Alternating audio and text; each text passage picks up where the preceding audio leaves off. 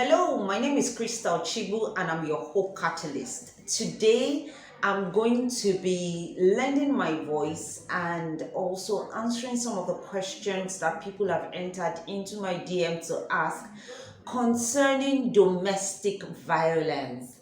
And the reason that I'm going to be sharing this and the things that I'm going to be sharing today is because when it comes to domestic violence is one of the reasons why people do grieve, because in the process you get hurt and you probably lose one thing that is special to you or another. Especially some people have to lose their lives in the process. Some of the people lose the relationship that is involved, and as a result of that, you get into a point where you have to actually go through the process of grief if you're involved in one way or the other. If you're yet to subscribe to this YouTube channel, please click the subscribe button and don't forget to turn on the notification button. That way you would not miss anything at all. The first thing that I want to, really establish is that when it comes to domestic violence, it's not only women that suffer domestic violence. It's what happens both ways. We've heard of experiences. We have heard of experiences of a couple of people that are men and they've actually been abused one way or the other. So the first thing that I want to establish, because that's one of the questions that has really come out, is a lot of people saying, is it just women that are abused, or is it that both ways people get abused? So yes, you have in some relationships men get abused, in some other relationships women get abused. However, one of the things that has been prevalent is that you have women having to suffer more domestic violence. I think it's because when you think about it, women look very frail and need to be a bit fragile, basically. I think that's what I'm going to call it. And the male gender really looks stronger. And I think as a result of that, so when you think of physical abuse, I think it's more prevalent to women. So yes, I think that's one thing that has been established, and that statistics has actually shown that the people, more women suffer domestic violence than men do. However, also, abuse goes beyond just physical abuse. You have emotional abuse, in relationships, and you also have verbal abuse. Sometimes the words that come out can literally kill and make someone feel lesser than who they really are, and that is also one form of abuse that we should know really exists. Having said all of those things, I want to actually say, and I mean, like I tell people, I'm pro marriage. I love marriage. Marriage is one of the beautiful things that has happened to me. But you should not stay in a marriage or in a relationship that will ultimately lead to your death. You should not stay in a marriage. You should not stay in a relationship that makes you feel less than yourself. And once you see the traces of these things, they are not things to be ignored. They are things to be discussed and things that you should get the needed help very quickly on.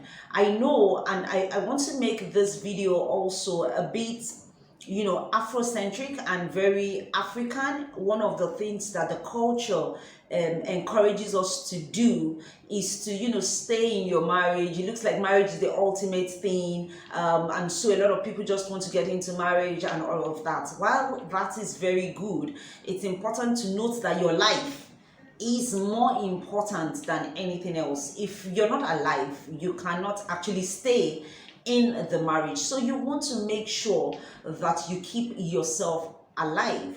And in Africa, we we don't really get to talk about things a lot.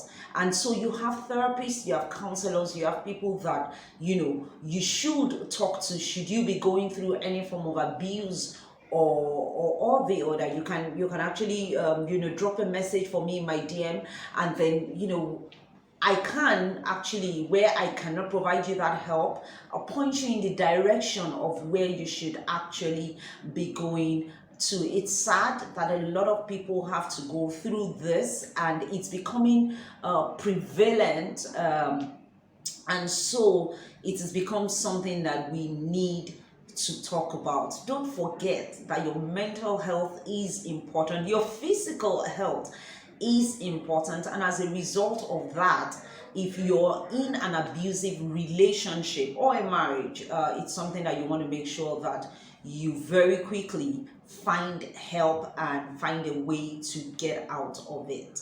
Another question that I was asked is, a lot of people have asked me, why is it difficult for people that are going through abuse in their relationships to get out of those relationships? I think for me, with people that I have spoken with, one of the key things that you see is people just feel like, I don't know, there's this slogan, the devil is better than the angel that is out there that you are not aware of.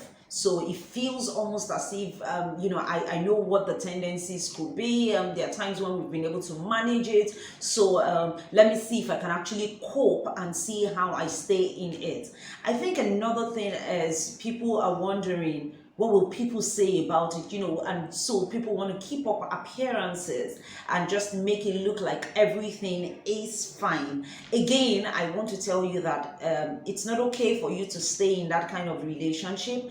You need to find a trusted person, a counselor, a therapist, whoever it is that you can speak to, that can get you out of the situation. One of the things that I really encourage is objectivity, and sometimes it's not family that you want to talk to about it, because family will look for a way to try and see how to mend it. Sometimes it's not even your religious leader, because again, depending on where the faith tends towards, you're encouraged to either stay in that marriage or leave the relationship or marriage, as the case may be. So get someone that's going to be objective, someone that is a professional and helps you to navigate through and get out of it. Should you know anyone close to you that is going through an abusive relationship, I think it's going to be a big problem, and I want to call it a sin, if you are quiet about it and you're actually not helping them,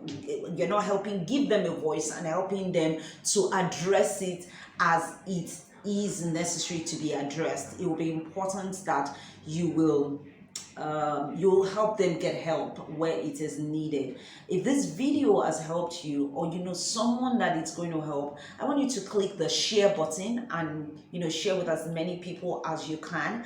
And I'm hoping that we can continue to create the awareness with respect to saying no to abuse and saying yes to life.